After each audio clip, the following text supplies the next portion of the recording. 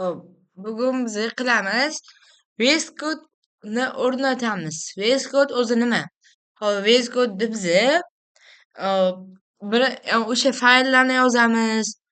Boshqa qilamiz, masalan, index.html xuddi shunaqa yozib yaratamiz.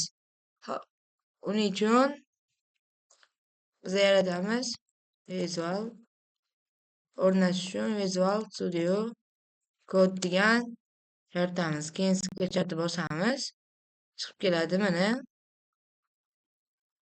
Hop, bizim mana shu yerda tayyorlashimiz kerak.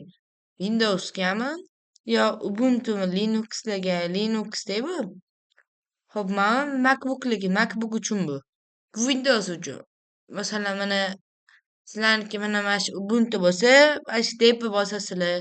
Agar boshqa bo'lsa, Red Hat degani bor, xuddi shunaqa bo'lsa, shuni bosasizlar. Agar MacBook bo'lsa, shuni bosasizlar. Hozir meniki Windows, mana Windowsni bossam, mana Thanks downloading VS Code. Agar mavqe yuklanmay qoladigan bo'lsa, mana buni bosib olinglar. Agar yana qaytadan yuklanmay qolsa VS Code.